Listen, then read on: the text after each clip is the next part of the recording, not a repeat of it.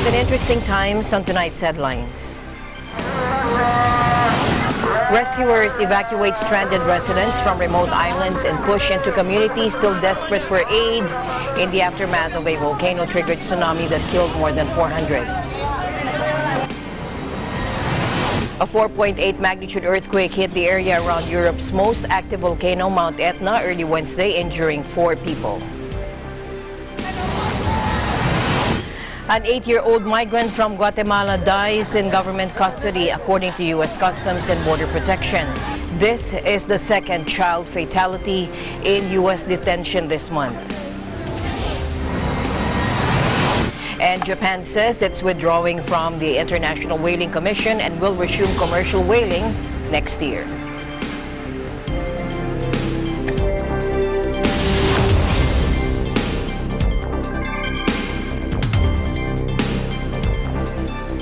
I'm Alma Angeles, wherever you're watching from around the world. Thank you very much for joining us, and now to the news.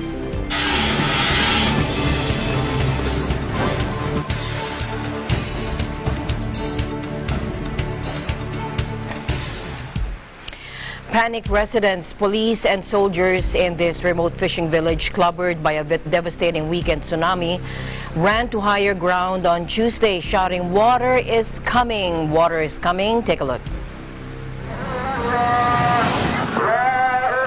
Now, some of them are screaming, "Run out to the hills, water," they screamed. Hundreds of panicked residents, many sobbing and clutching small children, attempted to flee Somberjaya village as word spread that another tsunami was about to smash into the shattered Indonesian community. Police and search and rescue workers tried to help get people out, but the local mosque soon calmed the chaos over its loudspeaker, saying the rising water line was just a regular tidal surge and not a repeat of Saturday's killer tsunami. The desperate exodus underlines the level of fear along Indonesia's gutted coastline after the volcano-triggered tsunami struck without warning, killing over 400 people. Abdulaziz, a disaster aid volunteer who was working in Sumberjaya when the chaos erupted, said gossip about another tsunami triggered the rush of people out of the town. Officials say an eruption of the rumbling Anak Krakatoa volcano, which sits in the strait between Java and Sumatra, caused a section of the crater to collapse and slide into the ocean, triggering the tsunami. With volcanic activity still high, experts have warned that more killer waves could slam the stricken region, and thousands of evacuees are still too afraid to return home.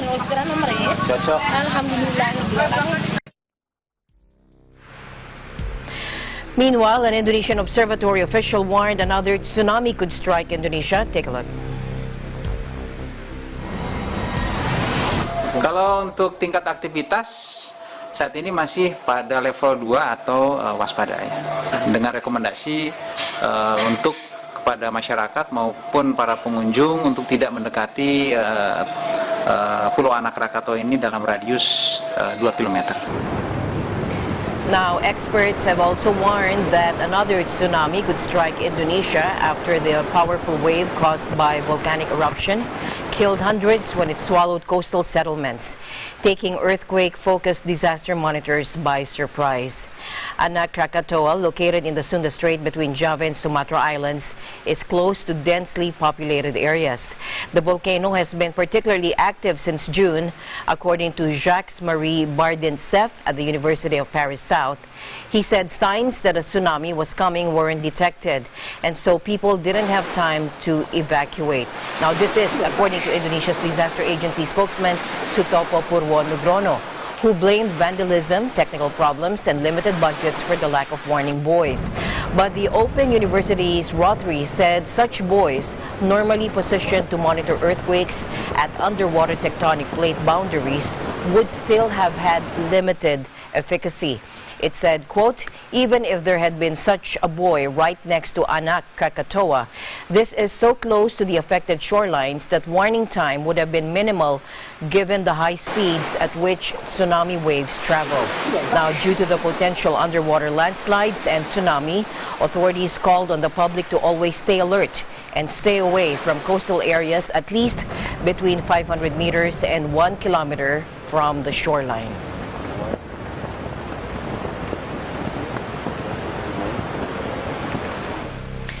Meanwhile, a child's body is recovered in Caracas, in an area devastated by the tsunami that struck Indonesia, as the death toll tops 400.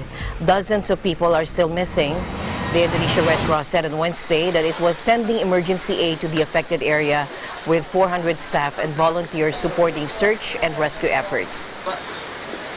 In September, more than 2,000 people were killed after a tsunami and earthquake struck western Sulawesi, with many complaining they were caught unaware.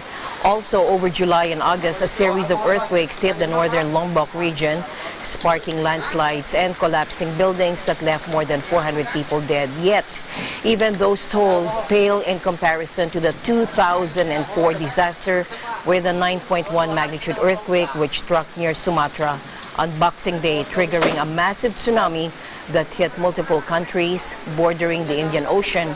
More than 227 people were killed on that day.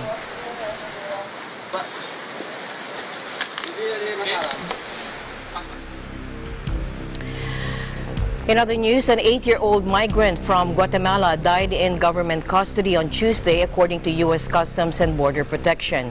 This is the second fatality in U.S. detention this month.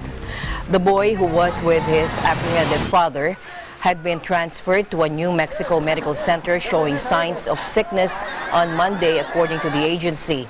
Staff diagnosed him with a cold but later discovered a fever. He was released midday, given prescriptions for ibuprofen and the amoxicillin antibiotic. The child was later transferred back to the hospital after showing signs of nausea and vomiting, dying just after midnight.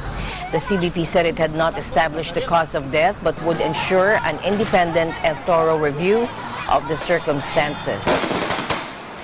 The news triggered outrage on social media days after the body of a Guatemalan migrant girl who died in similar circumstances was returned home. Her death also reignited debate in the United States over immigration policy and the treatment of migrants. Another child dies under this administration's watch, tweeted Democratic Congressman Mark Vesey of Texas. President Donald Trump has made hardline immigration policies a central plank of his presidency, drawing ire from critics who accuse him of demonizing migrants for political gain. He is locked in a battle with Congress over funding for his planned border wall, which he claims will stem migration from Latin American countries plagued by gang violence and poverty.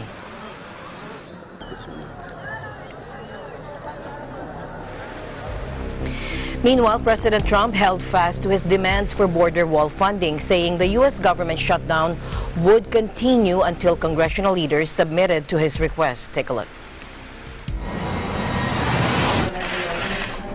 I can't tell you when the government's going to be open. I can tell you it's not going to be open until we have a wall, a fence, whatever they'd like to call it. I'll call it whatever they want.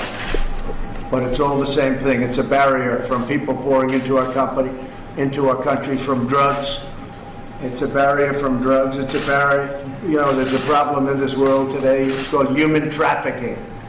Human trafficking is one of the hard to believe problems, and we're not going to let that take place. We are working so hard to catch these traffickers.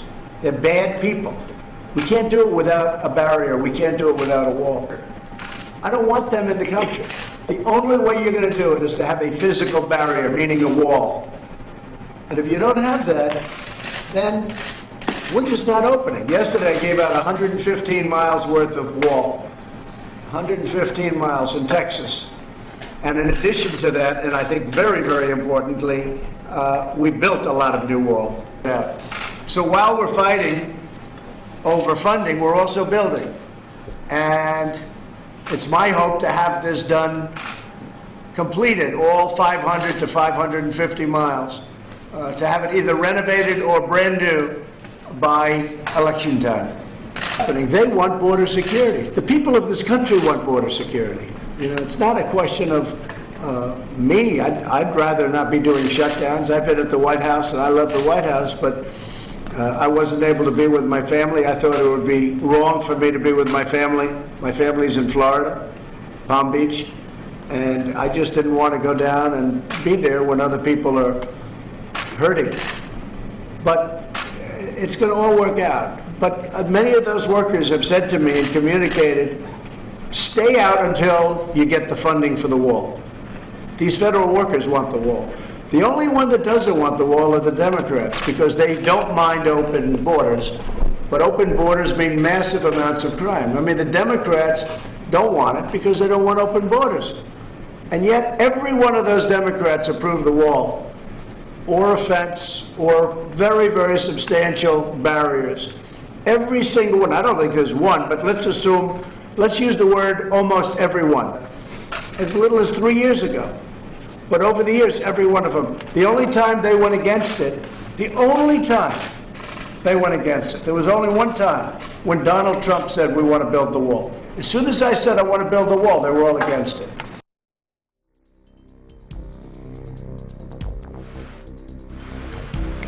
In other news, 2 activists were taken away Wednesday after protesting outside the tightly guarded courthouse in northern China, where the trial of a prominent human rights lawyer is set to take place.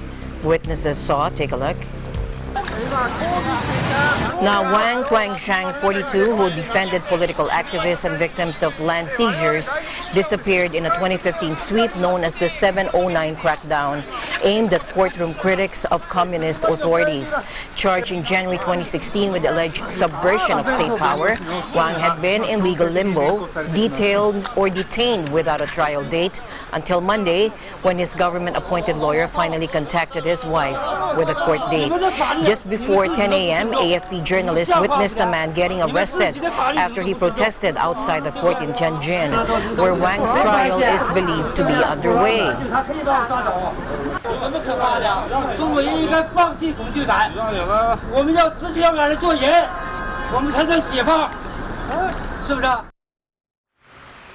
Now, Wang is charged with being influenced by infiltrating anti-China forces, of being trained by a foreign group and accepting their funding, and of having subversive thoughts as a result. The document said he worked with Peter Dallin, a Swedish human rights activist whose group offered training to lawyers who have tried to use the tightly controlled Chinese judiciary to redress apparent government abuses. Dallin was deported in 2016 after a 23-day detention. Wang is also accused of hyping up and distorting facts in cases he worked on, including a cult he was defending.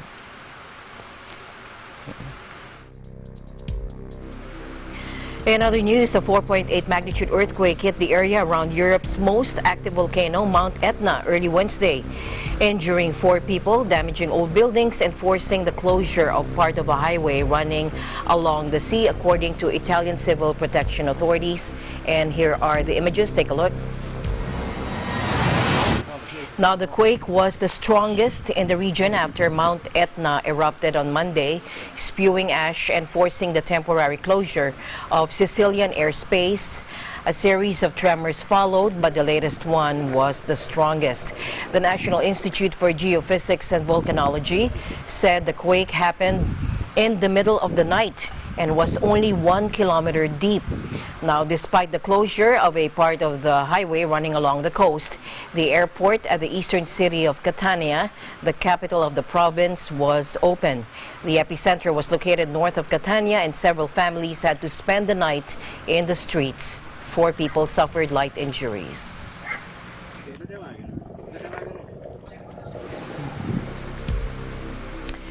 No Filipino was reported affected by the eruption of Mount Etna, and more than 100 earthquakes recorded in Sicily, Italy.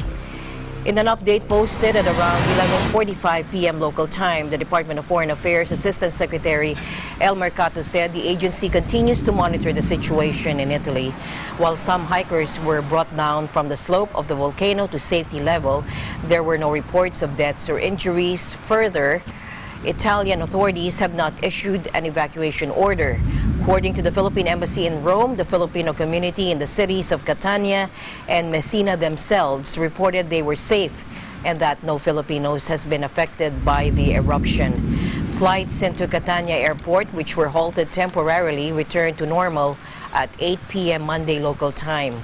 There are around 2,325 Filipino nationals in Messina and 624 in Catania, with more or less 5,000 residing in the whole of Sicily.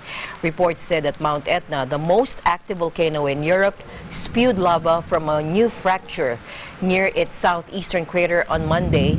More than 130 earthquakes with one as high as 4.3 magnitude were also recorded following this volcanic activity.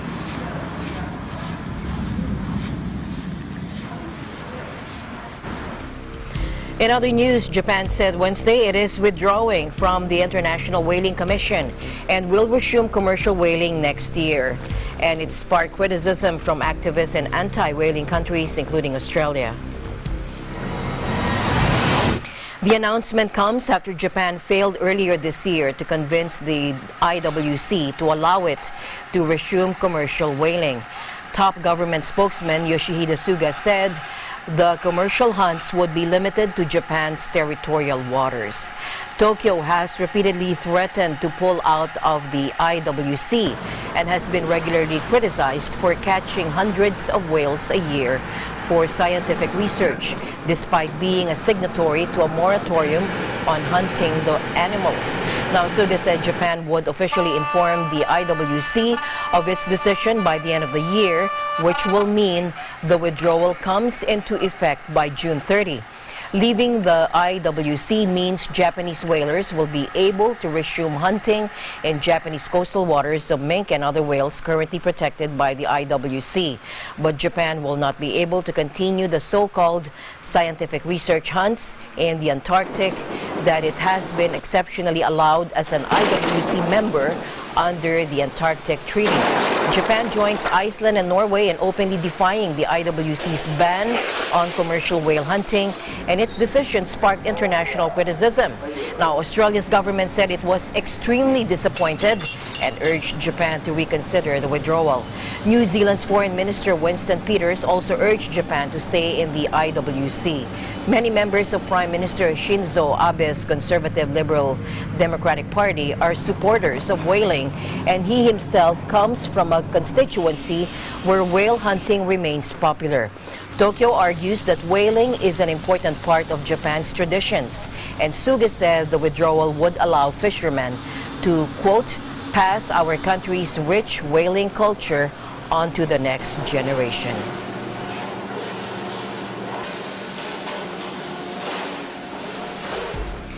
Meanwhile, Japanese people reacted to the government's decision to withdraw from the International Whaling Commission, or IWC, and resume commercial whaling next year, which has already sparked criticism from activists in anti-whaling countries, including Australia. Take a look. まあ、日本の場合は私なんかもそうですけど、小さい頃から、クジラを食べるという習慣はありますけど、でもその辺を、日本の考えだけで反対してその商業捕鯨を続けていいのかどうかっていうのはちょっと疑問に思います。はい、恥ずかしい。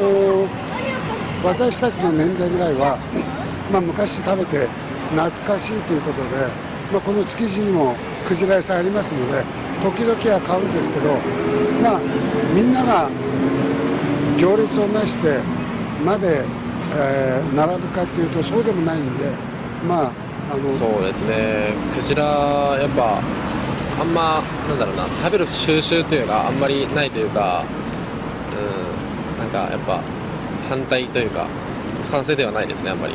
はい、でもうちの親とかはやっぱ出ててそれ食べてた風習があるので、食べるのが当たり前というかだったので、そうですね、ありましたね、そういうのが。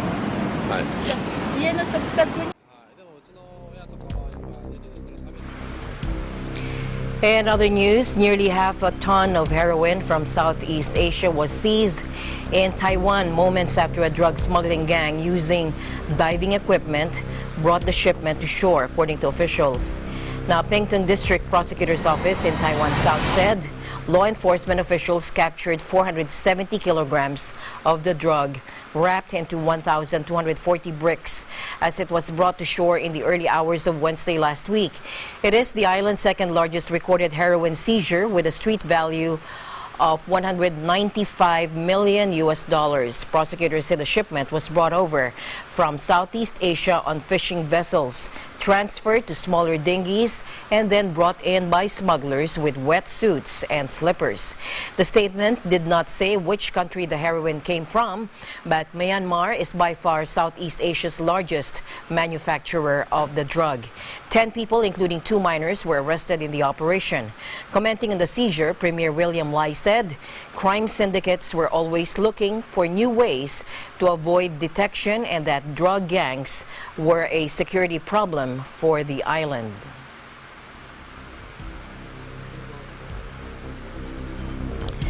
The two Koreas on Wednesday held a symbolic groundbreaking ceremony for reconnecting and repairing roads and railways across the divided peninsula, with the North calling on the South to push through joint projects despite sanctions on Pyongyang.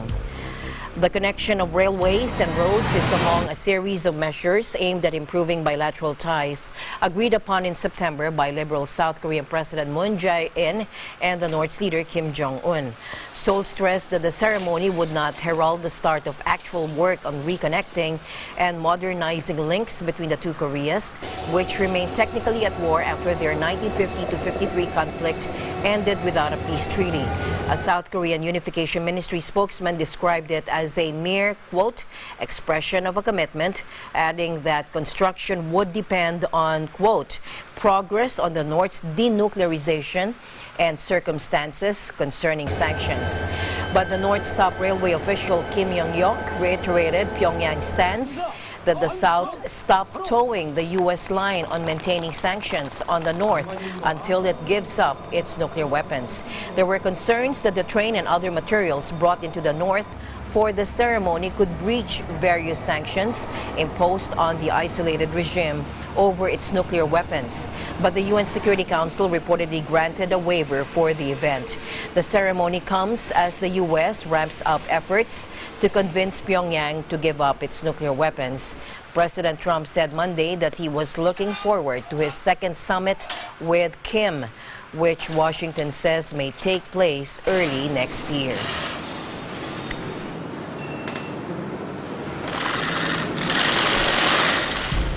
Eagle News International will be right back. Stay tuned.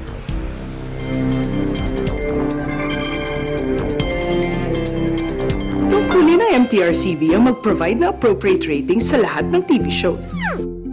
Para ugaliin ng pamilya ang responsableng panonood. Teamwork tayo, parents! Rated G, good for all! Oops, rated PG! Dapat may mga magulang para sagutin ang mga tanong ng kabataan. Grabe, rated SPG, maselan! Higpitan ang paggabay.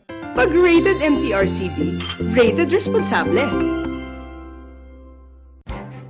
Events happen around us all the time. In our community, in our country, around the world. Events that affect people, move communities, or simply inspire us. Interesting events that people need to know. In these interesting times, we continue to be a competent partner in delivering news about these events. Fast, accurate, balanced. Eagle News, because we live in interesting times.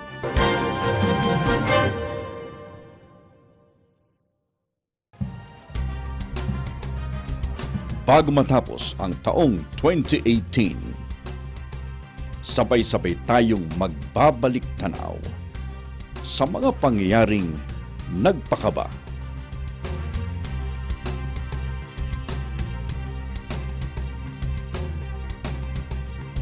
Nagbigay pag-asa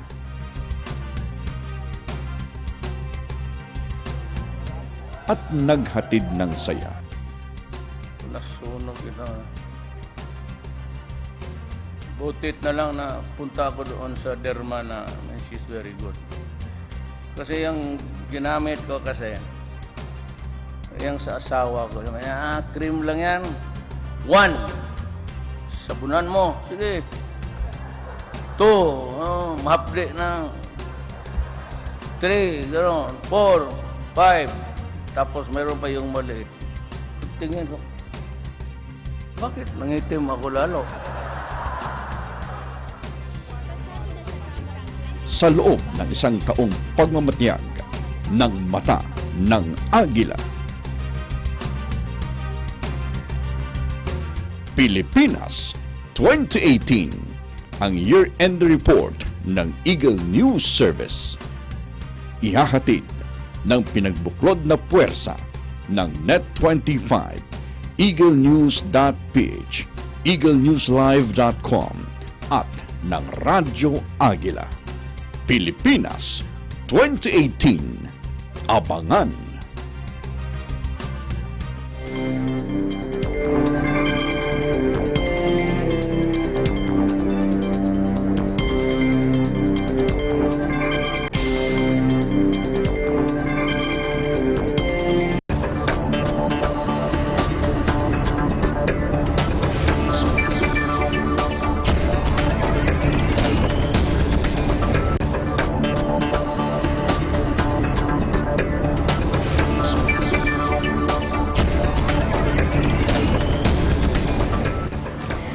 Welcome back. The Department of Agriculture is targeting 100,000 hectares for sorghum planting, mostly in ancestral domain areas of the indigenous people, to support rural hog and poultry raisers. DA Secretary Emmanuel Piñol said a village-level feed mill would also be established to help farmers produce their own feeds at a lower cost. Piñol said through the establishment of village-level feed mills, organized rural hog and poultry raisers could avail of loans from the DA's Agriculture and Fisheries Machinery and Equipment Loaning Program. A group of hog raisers from the Davao region was the first group to apply for the loan for feed mills, which will be granted at 2% interest per annum payable in 8 years. The DA has come up with its first sorghum pilot farm in San Vicente, Makilala, North Cotabato. As corn production has been very low, making it very expensive, forcing feed millers to import feed wheat, the DA has introduced sorghum in the different regions of the country as it develops new sources of grains for its growing livestock and poultry industry. Sorghum has a higher protein content than corn and could grow well in marginal areas requiring less water and rainfall. With one harvest, a farmer could harvest his sorghum field 3 times because of tuning, making it cheaper to produce. Piñol said the 100,000 hectares target for sorghum planting by next year will be made possible through the DA Special Area for Agricultural Development, or SAAD or SAAD program, which was conceptualized for the benefit of marginalized sectors in the agriculture and fisheries sector.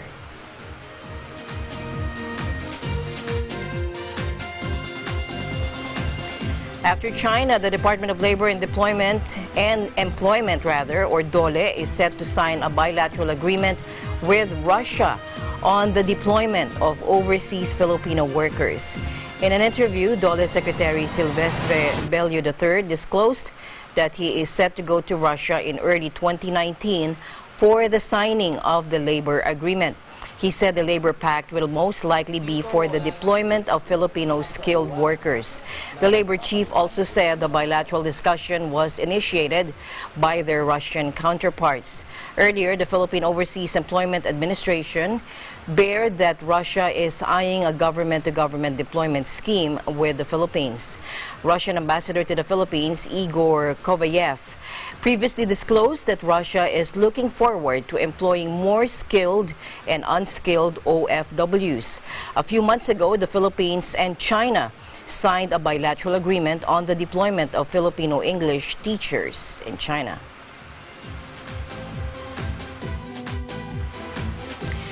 Japanese authorities released on bail a Nissan executive accused of a key role in the financial misconduct case involving auto tycoon Carlos Ghosn, who remains in detention. Greg Kelly, wearing a casual zip-up jacket and looking tired, walked out of the Tokyo Detention Center more than a month after his arrest and got into a waiting taxi without speaking to the media. In a statement prepared before his release, Kelly said he was arrested, quote, for unexpected suspicion, during which I had hard times for my disease in this detention facility. He said he would now consult a doctor regarding a health problem. The bail order comes after Kelly's wife issued a video statement saying she was extremely concerned about his health. Kelly suffers from a spinal condition and was reportedly due to undergo surgery before his arrest in Tokyo. His bail was at 70 million yen or $635,000, which he paid in cash, according to the court. Prosecutors appealed the decision, but the court turned them down. Kelly was granted bail reportedly on condition that he would not leave Japan, make contact with anyone involved in the case, or destroy evidence. Public broadcaster NHK said he would also need court approval to attend board meetings at Nissan. The 62-year-old American was arrested on November 19 at the same time as Gon on allegations he helped him underreport his compensation at Nissan for years.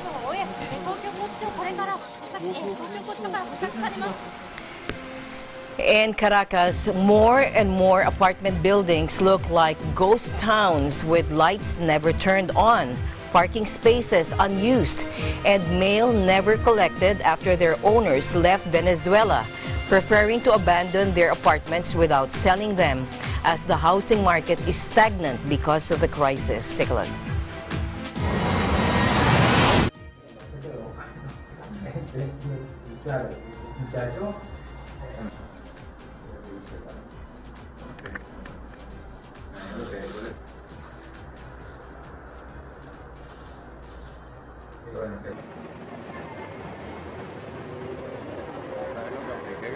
Hay diversos edificios donde los condominios están sufriendo porque muchos de sus propietarios o inquilinos se están yendo y están dejando los apartamentos solos. Y bueno, en muchos casos las cuotas del condominio no las cubren porque se fueron los propietarios, así de simple, pues. Y eso está pasando no solo en Caracas, sino en el interior del país también. Vivo en una urbanización cerrada que tiene 2 controles de vigilancia, etcétera, etcétera, donde te puedo asegurar que el 40% seguro de todas las propiedades que están ahí arriba están vacías.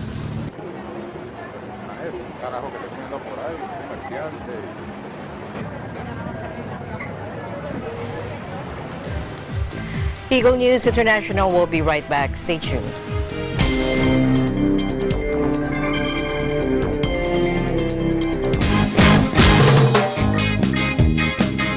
I think, sa palagay ko, lahat tayo dapat matuto. You guys must all learn how to do this.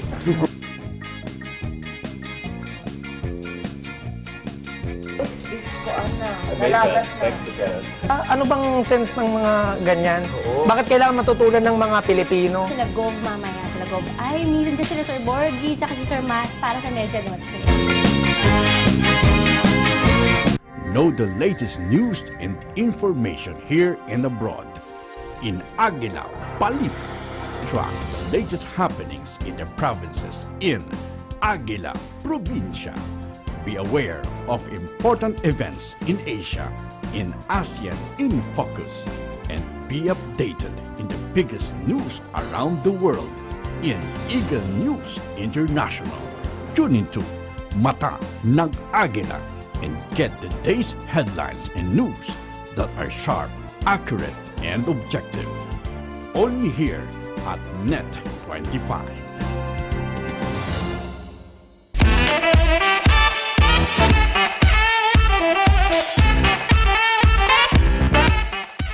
Hi guys, I'm Ariel. And I'm Kenneth. And we're your new hosts for The Break Room. So please watch us every Monday at 7:30 to 8 in the evening. We are one with 25. Hello, my name is Samantha Suarez and I'm reporting here from Gainesville, Florida. Behind me is the Florida Museum of Natural History, home to a butterfly rainforest featuring hundreds of butterflies from across the world. Do you know another place that has sites from across the world? Well, check out Digital Nest on Tuesdays and Thursdays at 7:30 p.m. And I am one with 25.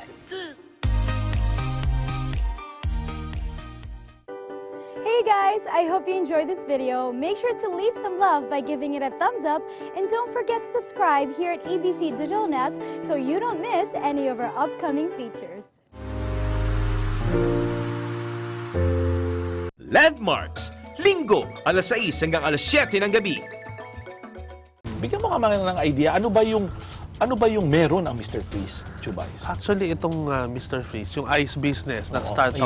Yes. Bata pa ako, 5 years old pa lang ako. Ang father ko, negosyo, is ice na. So, ganito kasi ang father ko nga, kumukuha lang siya sa mga ice plant. Sabi ko, why not magtayo ngayon ako ng planta para sa kanya? Ayun. So naisip mo at that point in time, to start a business, an ice plant business for your dad. Eh syempre, itong nag-start ako sa 15-ton ice plant facility, maliit lang yon para sa kanya. Pag-abit yung lupa mo sa akin, baka maging si Jerry Santos ako. Pati yun, napag-usapan mo. Ginawa ko yun. Kasi syempre, every business may risk. Pag walang risk, wala naman negosyanteng walang risk, di ba? Pero yung risk na yan ang kinatatakutan ng lahat. Siguro it's good to know from someone like you, how did you calculate the risk? Or wala lang, sinakop mo lang, tumalong ka doon, nangutang ka, parang bahala na. Paano mo tiningnan yung risk na yan? Kasi no guts, no glory eh. Nakita ko naman yung industry ng ice sa Pilipinas, tropical country to. Tapos dito tayo pinanganak eh. Parang ito yung nakamulatan ko. Sabi ko, imposible naman na hindi ko kayanin to. Ako po si Jerry Santos, kilalang Mr. Freeze. Basta't laging tandaan, sa bawat karapatan ay may patakaran.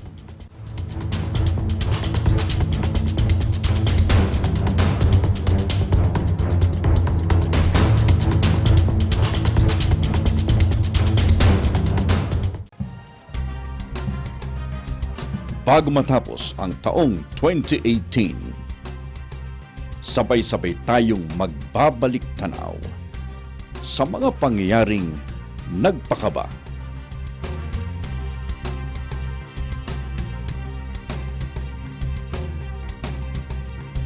Nagbigay pag-asa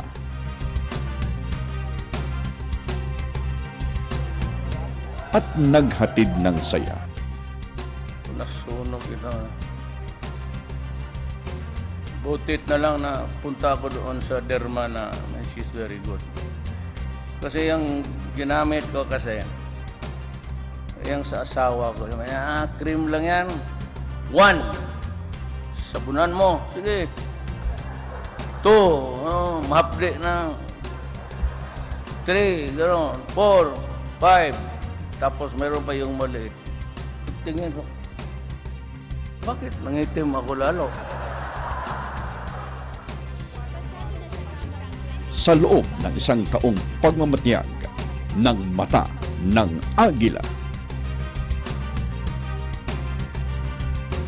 Pilipinas 2018, ang year-end report ng Eagle News Service.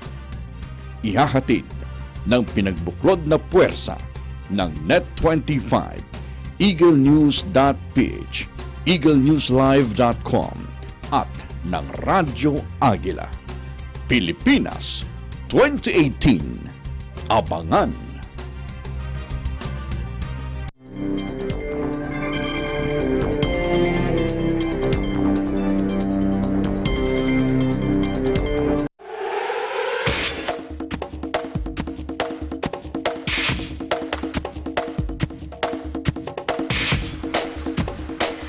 A welcome relief from office stress, empowerment, or simply just a chance to throw some punches.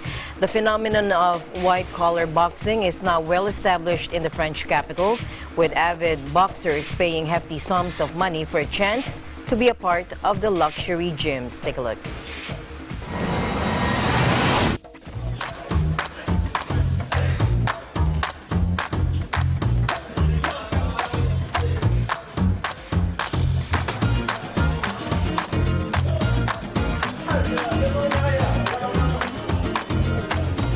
Côté physique, la boxe, c'est un sport extrêmement complet. Donc, à chaque cours, on se dépasse.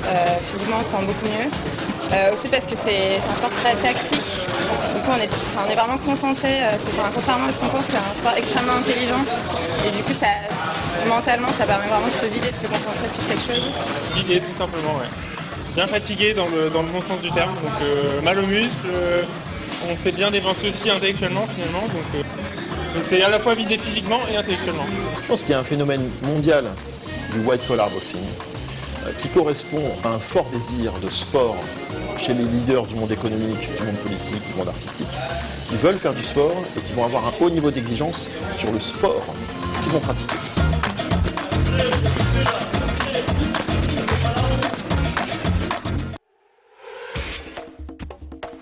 All right, to other news now. A dancing prime minister, a Bastille Day blunder, a Japanese Instagram granny.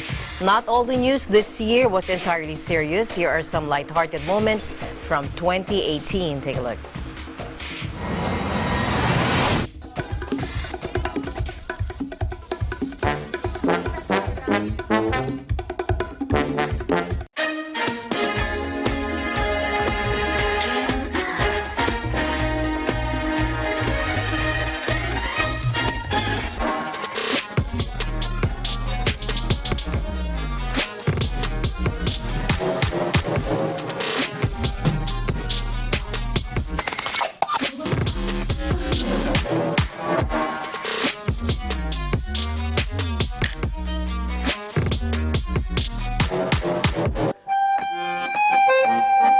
But I wanted to thank you for your welcome. Thank you and your delicious wife for your warm welcome. Your delicious wife for your warm welcome.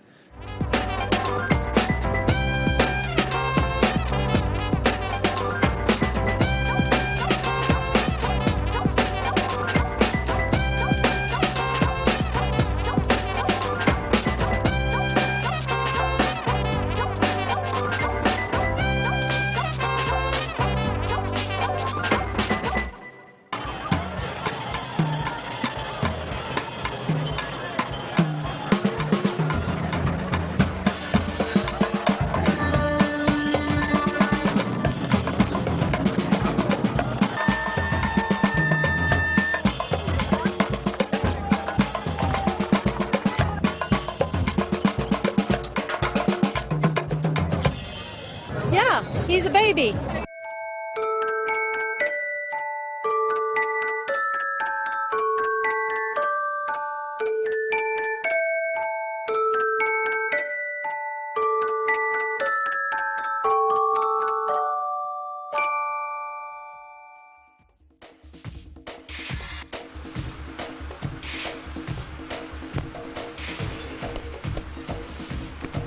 Okay, celebrating Canada's excellence by providing young Canadians the opportunity to stand out in sports and food. The Great Kitchen Party brings together artists, athletes, and culinary enthusiasts. Here's Caracas reporting from Canada.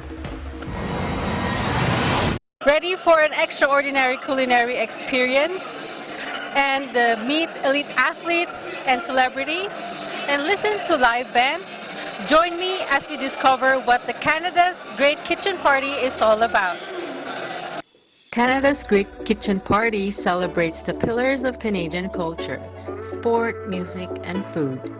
This year, the regional qualifier for the Canadian Culinary Championships is held at the TELUS Convention Centre with 10 of the best chefs in Calgary. The event will also feature Blake Flan, the 2017 Calgary Gold Medal winner of the previous competition. The winners of the qualifiers will compete at the national finale for the chefs every February at the Canadian Culinary Championships in Kelowna. It's just an honor to be here. It's because a few years ago, one of the chefs that I look up to, he did this competition, spoke about it, and it's very prestigious. And the fact that I'm here is somewhat of a dream come true. But I'm just happy to be here, and then best of luck to all the chefs, and whatever happens. So. Many Olympians and next-generation athletes were funded and given the support they need to compete on the world stage. By telling their stories of success and loss, it is also a night of inspiration and hope. The food's amazing. Yeah, it's stuff I have never tried before, and half the time I don't know really what I'm eating, but I'm really enjoying it. Oh, it's been really good. I especially love the Korean barbecue stop. It's a really good opportunity to help connect with the community, and the money raised does support B210, which supports a lot of Canadian athletes in a really significant way. At each event, there will be more chef time, less speeches, more music, elite athletes from the world of amateur, para and pro sport, and a fantastic new show. This will continue to support elite amateur athletes. Reporting from Calgary, Alberta, Canada, I am Caracas, 1 with 25. Thank you, Kara. And with that, we end tonight's broadcast. For everyone here on Eagle News International, I'm Alma Angeles, always 1 with 25. Good night.